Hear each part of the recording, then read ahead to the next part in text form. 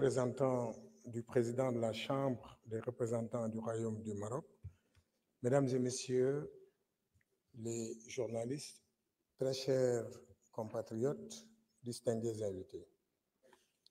Je voudrais saisir, si vous le permettez, l'opportunité que m'offre cette prise de parole devant cette auguste assemblée pour saluer chacune et chacun de vous très chaleureusement et vous féliciter pour le bon déroulement des travaux de cette session qui prend fin aujourd'hui.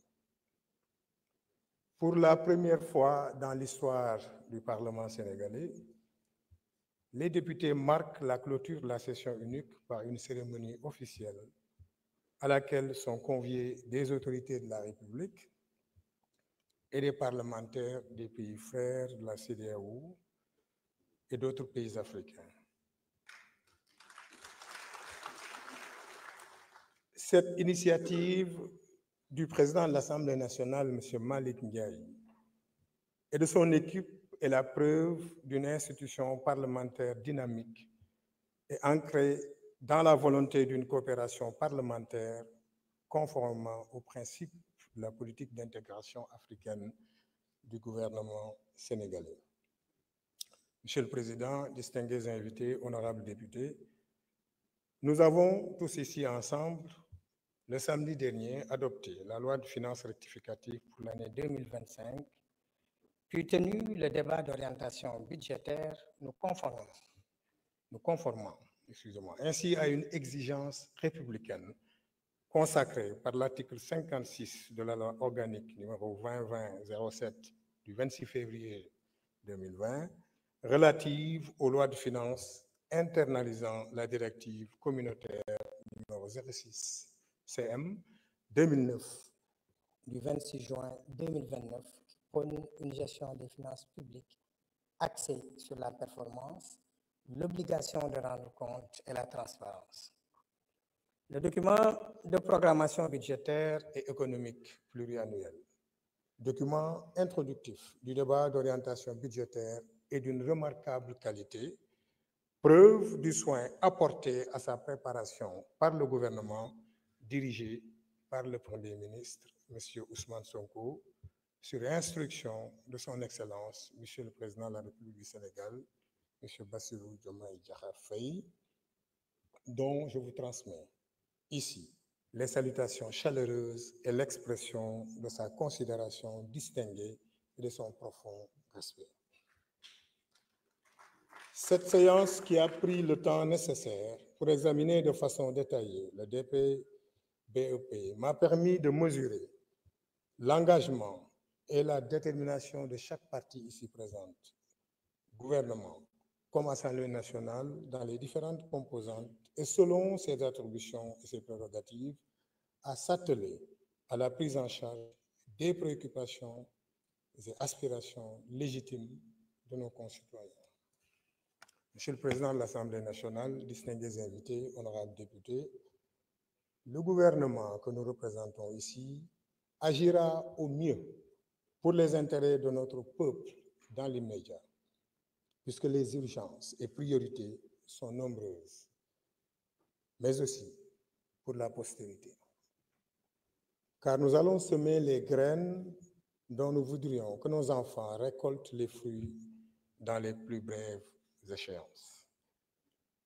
Le projet, en majuscule, en facilitera la réalisation avec l'investissement des ressources humaines de qualité dont regorge notre pays et les valeurs du Jubal Jubanti que nous avons choisi comme balise du chemin à emprunter avec nos concitoyens.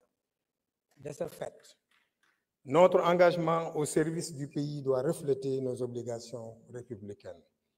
Car le Sénégal qui nous unit et qui est notre héritage partagé est plus important que nos adversités, surtout que notre pays a la particularité d'être une nation issue de brassage séculaire. Nos actions, gouvernement et législatif, dans un élan républicain, rythmé par un débat politique très animé et vital pour le renforcement de notre démocratie, sont appréciables sans exagération aucune. Honorables députés, distingués invités, cette session qui prend fin nous a réservé de chaleureuses séances d'examen, de forts moments de vie de nos institutions, dont il faut d'ailleurs se féliciter. De façon rétrospective, me vient à l'esprit l'examen de plusieurs projets et propositions de loi qui ont mobilisé les ministères sectoriels. Avec votre autorisation, bien sûr, et sans verser dans un fastidieux exercice de vouloir les citer, j'en mentionnerai certaines concernant différents domaines, notamment sociaux, politiques et économiques, tels que le projet de loi numéro 01-2025 portant réglementation bancaire, le projet de loi numéro 02-2025 portant réglementation de la microfinance, le projet de loi numéro 03-2025 autorisant le président de la République à ratifier la convention entre le gouvernement de la République du Sénégal et le gouvernement du Royaume du Maroc avec l'assistance aux personnes détenues et sur le transfèrement des personnes condamnées, signé le 17 décembre 2004 à Rabat, au Maroc. Le projet de loi numéro 04-2025 autorisant le président de la République à ratifier la convention régissant la commission bancaire de l'Union monétaire ouest-africaine, adoptée le 31 mars 2023 à Dakar.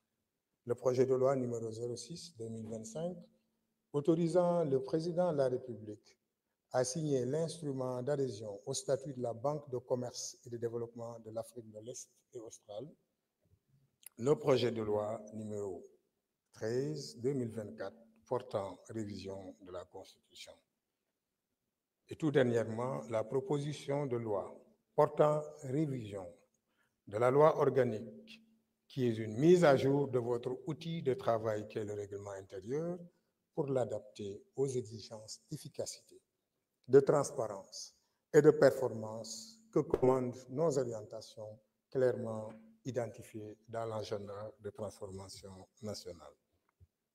Ces projets et propositions de loi visent à doter le gouvernement de leviers de gouvernance efficaces pour bâtir un Sénégal souverain, juste et prospère, ancré sur des valeurs fortes. Monsieur le Président de l'Assemblée nationale,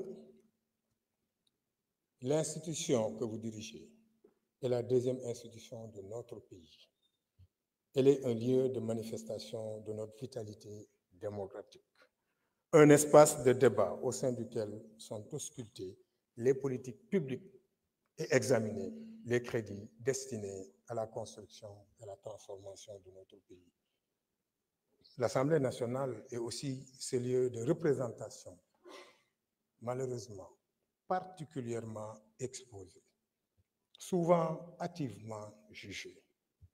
Il faut malheureusement le noter, généralement condamné sans rémission.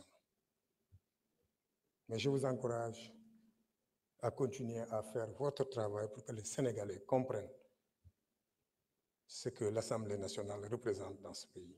En ma qualité de ministre chargé des relations avec les institutions, je dois témoigner devant les Sénégalais que dans cet espace-ci, comme dans de nombreux autres dans notre pays, il existe des femmes et des hommes de valeur, des intellectuels accomplis, des patriotes ardents, bref, des hommes et des femmes de vertu qui s'investissent pour le progrès économique et social de notre pays, pour l'amélioration continue de la qualité de vie de chaque Sénégalaise et de chaque Sénégalais.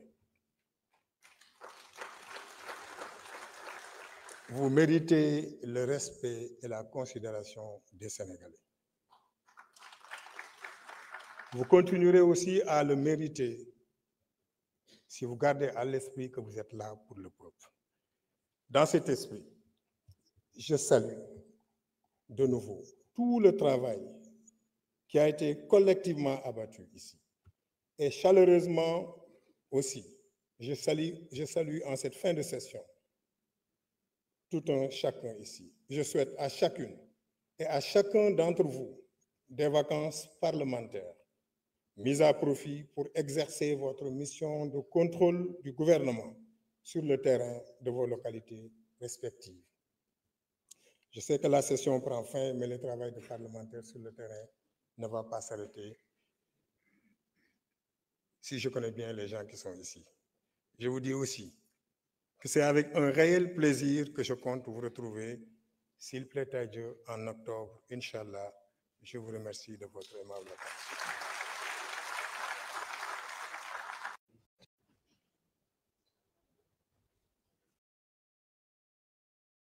Procéder à la lecture de notre discours de clôture de la session ordinaire unique. Monsieur le Président de l'Assemblée nationale de la République de Gambie, chers frères,